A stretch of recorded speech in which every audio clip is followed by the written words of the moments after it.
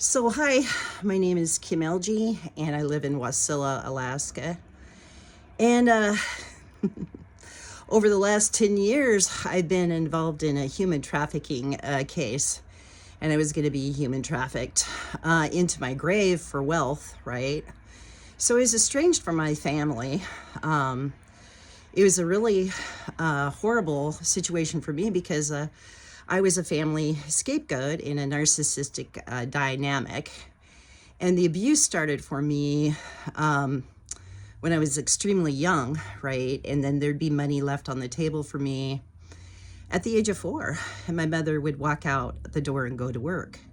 So I was kind of a little street urchin, in a lot of ways, which I feel blessed to have been, because I was counting and managing money at 4. And we lived right downtown when I first grew up on Idaho Street. And so we were like one block away from downtown. So I ventured downtown all the time by myself and learned to read people and energy really early. It was a God-given gift. And then I had met, Jesus, right? I knew there was a spirit around me, but I didn't know it. I used to call him Ghosty, which is kind of funny because Father, Son, Holy Ghost. So anyway, I used to call God Ghosty.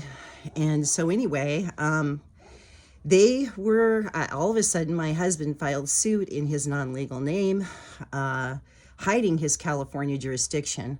Now, I was born in California, and my parents left when I was 2, and they moved to Lewiston, Idaho when I was 2 years old. And then my parents were divorced in 1973, and I came up to Alaska with my father, Bill Elgie, George William Elgie.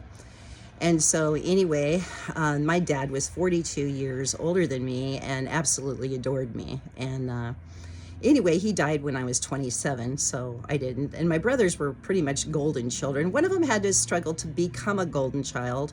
I, of course, the scapegoat that was declared as having a mental disability by my mother because she couldn't. I was their competition. I was born in competition.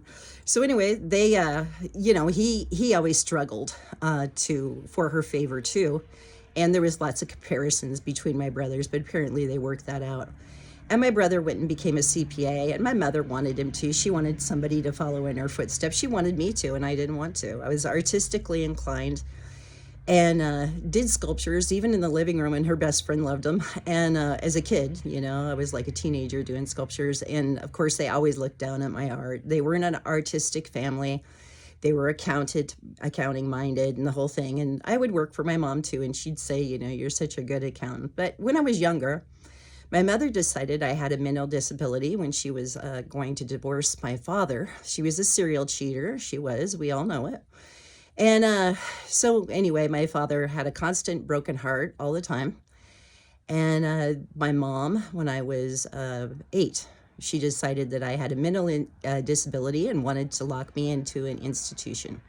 Okay, and I was terribly abused physically and mentally. And so anyway, they took me to by her, and they took me to Spokane, Washington, and did brain testing, and the whole thing. And anyway, it came back through the whole thing and just said, no, I had a higher than average intelligence, and there was nothing wrong with me. And the psychiatrist told my dad that my mom was screwing me up, and I probably become very damaged from her abuse, but it didn't stop. And she had to be right. And she wanted me locked up in a mental institution because she didn't want my father to have me. Remember, there's that jealousy there. And so she wanted to go off with her boyfriend, Ken Dyke, who lived in Washington. And so anyway, then she decided, well, she couldn't lock me in a mental institution. So then she looked for Catholic girls' schools. But at that time, at the age of 8 and 9, they had me, I bought my own bus ticket. They could drop me off at the door, and I could buy my own Greyhound bus ticket at the age of 8 and 9. Remember, I'm not walking the streets, but running the streets at 4, so yeah, getting a bus ticket's no big deal for me. Greyhound bus ticket, and then I would go up and see my mom because she moved up out of Lewiston, Idaho. She moved up to Spokane, Washington with her boyfriend, Ken Dyke.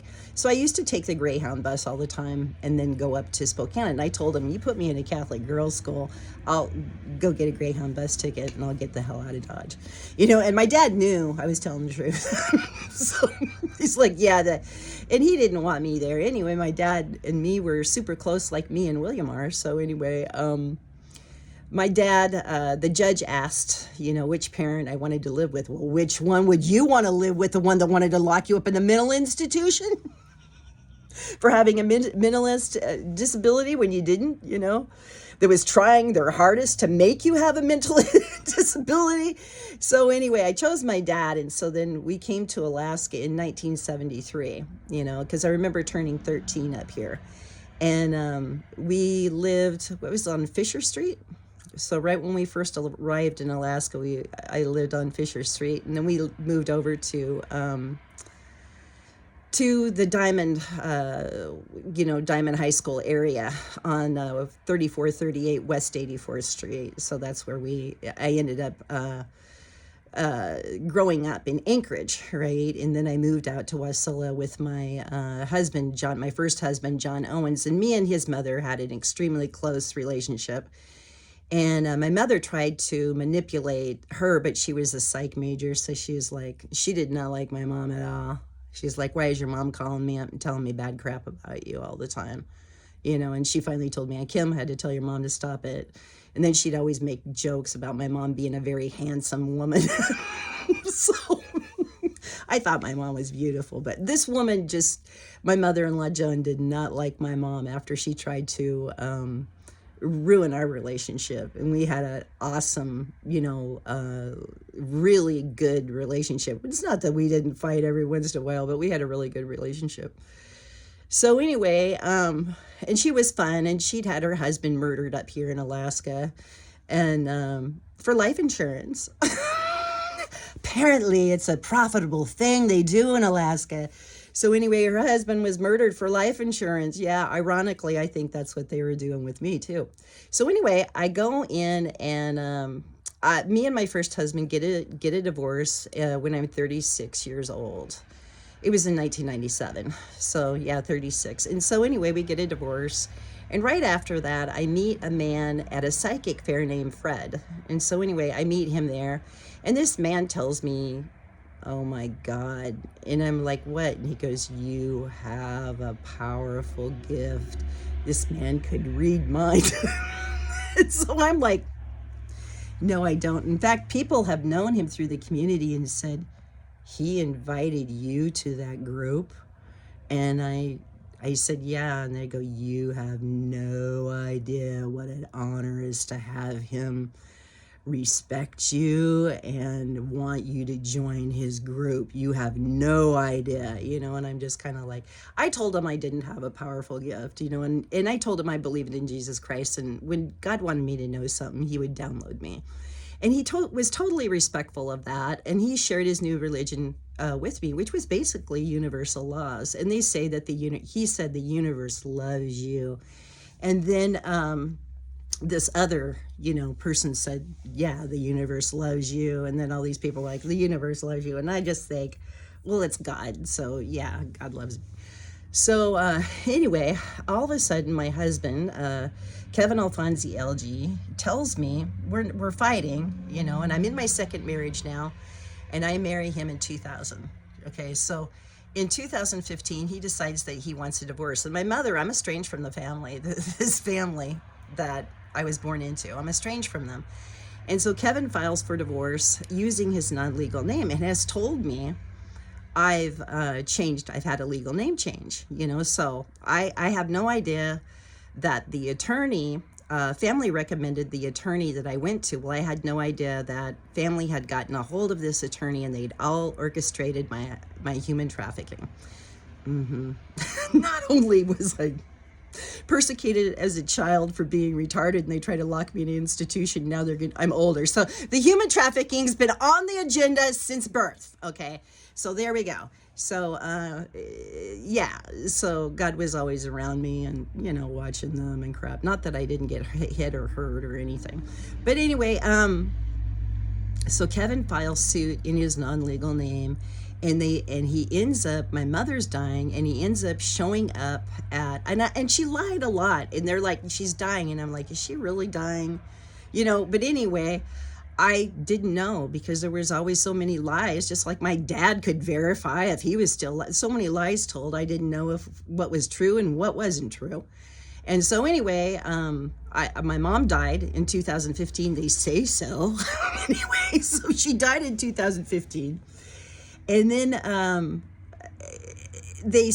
Kevin strategizes a divorce around her death. And so anyway, his name's really Kevin Alfonsi LG, and he's never had a legal name change, but he files suit for divorce in the name Kevin Alfonsi. And I was 57 at the time, right?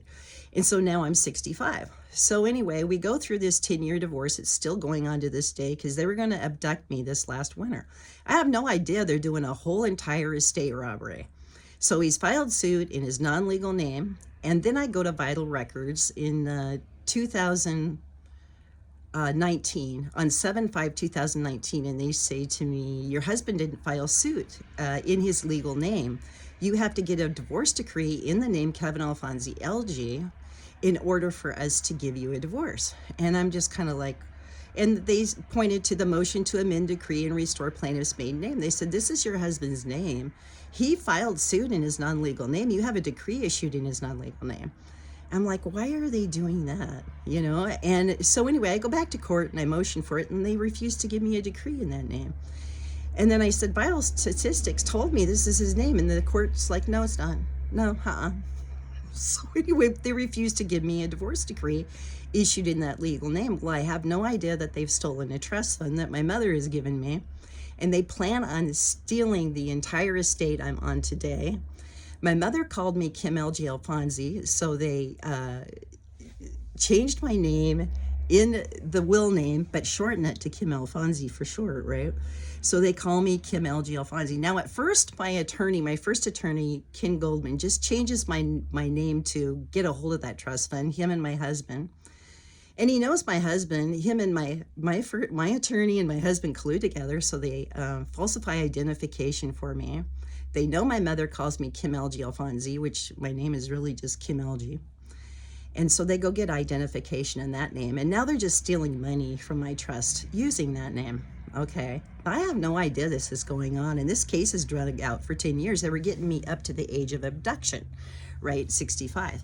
So then, of which I am now, I'm 65. So then all of a sudden, I'm like, why is the court ignoring that? I'm finding documents of proof he never had a legal name change. He's not filing suit in his legal name. And I keep asking the court to issue me a legal divorce decree in his legal name. They keep refusing to do it, and I'm like, what the hell, and they just take us through years of litigative abuse. The case even goes through the Supreme Court and they ignore it. So on December 5th, 2018, the Supreme Court come out with their decision, which is supposed to make a case final. Well, they ignore that because they've got to deem me mentally incompetent. So I have no idea this is going on. So in 2021, they take me back to court after the case has gone to the Supreme Court. And that's the only way Kevin could get that trust fund. Full control over the trust fund was to take me back to court in 2021. And they're wanting to build that trust fund too, all the way through court until they can get me up to where they can abduct me from the home. So then all of a sudden, yeah, this is a nightmare. So all of a sudden in 2021, I'm back in court, and I have no idea that they have just done a second probate action to deem me mentally incompetent. And I'm guardian of her son, and so they've deemed me mentally incompetent, and that was the only way Kevin could get full control of the trust fund. So I have no idea this is going on. I have no idea my identity's been stolen. I have no idea they're calling me Kim LG Alfonsi. I have no idea my name's Kim Alfonsi shortened, and sometimes they'll use Kim LG when they gotta address me, in court, right? So anyway, I'm like totally Well, then all of a sudden, I get these liens. And actually, I have spiritual gifts. So my mother leads me, after she's died, she leads me to the court docket and to see trust writs of execution and trust writs of garnishment on the court docket, and I'm like, and my attorney, Ken Goldman, had sued me for his legal fees. And my deceased mom's like, go back to that court case and look up Kenneth J. Goldman versus Kim Alge. It was filed in 2019 in the Alaska court system. So I go there and I see trust writs of garnishment and trust writs of execution. And then I get led a few weeks ago to just put trust in emails. And then all of a sudden it shows, pops up in 2016. They were going to make their first trust fund robbery from me in 2016, which they do on January 15th, 2016. She says she's going to have me make a trustee payment. I have no idea. This stuff's been going on for 10 years, but God knows it. And he's leading me to the trust fund, right? So anyway, that's what's going to happen. And my pending abduction. Well, all of a sudden, too, all these writs start being served to me this last year. And my friend Dave comes on and he goes, Kim, she's not serving you writs by legal process. She can't do it. They've got a false guardianship and conservatorship for me. So she can't serve certified restricted mail to me, right? Because as a guardian, I am a guardian. When I have to go pick up my son's mail that's sent certified, I, as a guardian conservator, have to go to the post office and pick his mail up. This attorney, that was why she could never serve me legal writs, because she had a false guardian and a conservatorship on me. So I end up turning it into the police. And I say, something's going on, man, something's going on, because this woman won't serve me any writs. And she says she's coming they say I have a judgment for $39,000, right? And then God shows up in court and he goes, they've never entered the judgment on the court docket. I don't want you to argue the trust fund with all these people in court that are stealing it from you. I want you to simply ask the court one question. If you owe a legal judgment, how come they've never recorded it on the court docket against you? And remember, the case went through the Supreme Court. It shouldn't even be back in court. Well, they couldn't answer it. And then later on, they said, hey, it's just Alaska court view. It doesn't matter. It doesn't matter at all what's on Alaska court view. But yet, you go anywhere else and they say, if I need to find out if I have a judgment, they say, go to Alaska court view. Your judgment will be recorded there. Well, they diss it because they're going to head on with their agenda, right? And so anyway, I write the police and I'm like, hey, man, they're not serving me legal writs by certified restricted mail. They're still in a trust fund. My ex has hidden his legal name and his California jurisdiction. Okay, so then that happens. The police go over to the court system and they stop the writs because what? They've got to go into their system and verify his name. They got to verify what I'm saying. They never said I lied once. They just come back and they pulled the writs. The court all of a sudden stopped all the writs from coming to me. That I never received one legal writ that it shows on the court docket to the day. I have no idea. I'm about ready to be abducted from my home. So then all of a sudden, the officer writes me back and he says, well, your husband, he wrote me back, I forget what, June 4th, 2025, Wasilla Police Detective writes me back and he says, well, your husband's got a hyphenated name. So, we can see he switches his names out. That's not criminal. Well, he has no idea. The court's been lying to me and hiding his legal name for the last 10 years. Right? And so they were getting ready to show up to my house and kidnap me. Yeah, because for this millions of dollars in this trust fund. And me and my kid have been impoverished. So we never even got child support right. There was 302 operating engineer documents created with false documents. And the whole thing. Well, I just want to live, basically. I just want to live. So, and God wants me to live, but God wants me to have my trust fund. So anyway, yeah, that's what happened to me. And yep, I live in Wasilla, Alaska. And it's pretty terrifying because they still have the case open. They show it closed at the top of the court docket, but it's not. And it says Kevin Alfonsi versus Kim Alge. And it was filed on 10/6/2015. And still now they're trying to kidnap me in 2025, even at this current date. They're still trying to go forth with their agenda.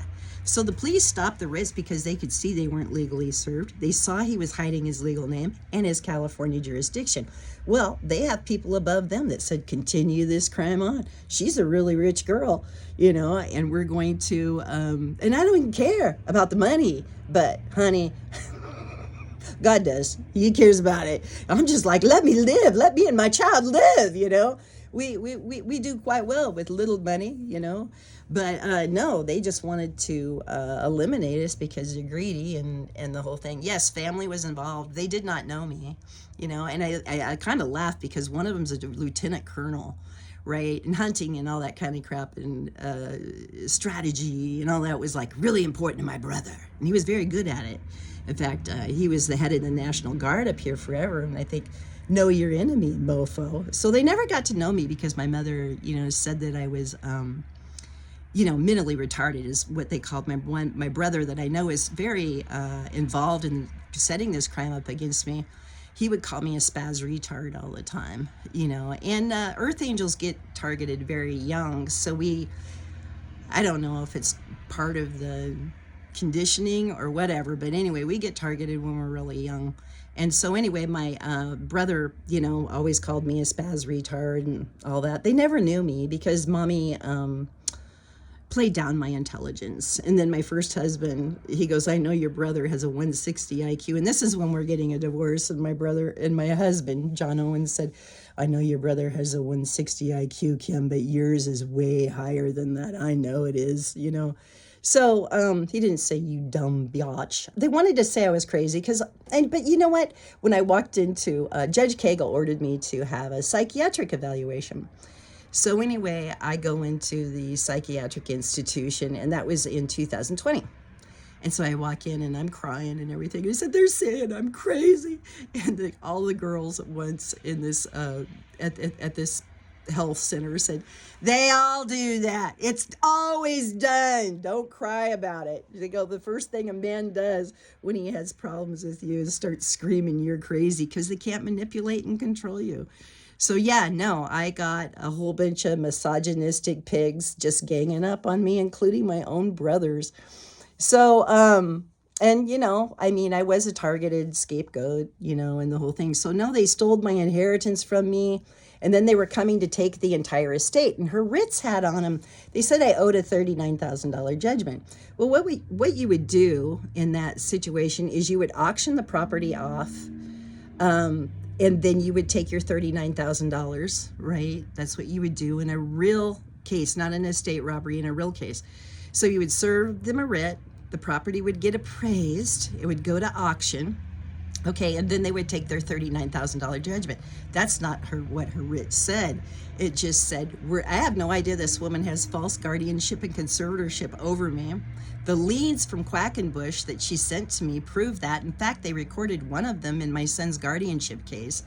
But anyway, they did that. But these writs that she was serving me said they were coming to take my house, my 2 rental cabins, and both my vehicles and my hot tub and all the inside contents of my house for this $39,000 judgment. Well, I don't know. They have a false guardianship and conservatorship on me.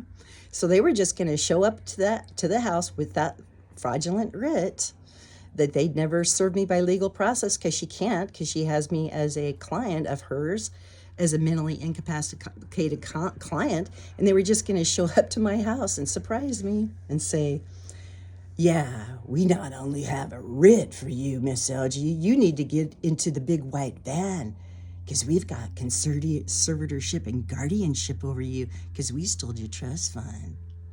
You're a rich girl, Miss LG, and we're taking your life.